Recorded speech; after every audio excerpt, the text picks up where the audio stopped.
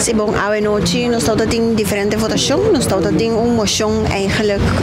que também de MEP, pelo qual se trata é parte de LNT, pelo qual se trata nós, a maioria de fração de AVP, nós estamos assinando com nós a moção em princípio, bom, para que o AVP sempre está contra de LNT, pero nós avisa que de nós temos motivering também que de moção está tendo considerando que eigenlijk não está na nosso agrado, mas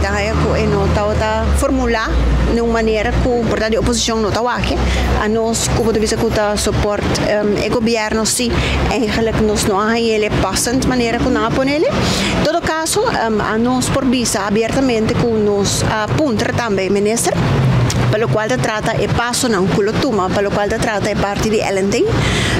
e ela visa também que está sério dessa aqui, está na caminho para DWZ e também para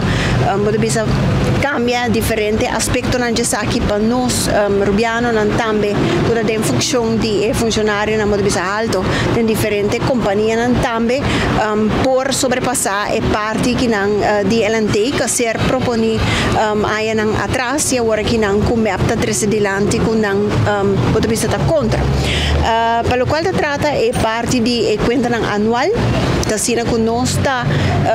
quer é parte de continuação de governo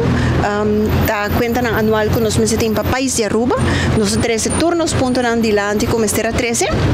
e na final do dia nós damos a aprovação e para continuar para país de Aruba também tem por sua conta anual. De um futuro aprovar para uma exceção para outro diretor local também o AVP lo suporte seguro que sim é algo para nós que não está esse nós sempre a parapé e de caso que não também ministra indicar que está bezig com isso aqui e nós esperamos e nós lo follow up para isso aqui também bezig com o que com o trajeto, não tem trajeto para o triple aço? Não, é outro não também para ajustar outro não também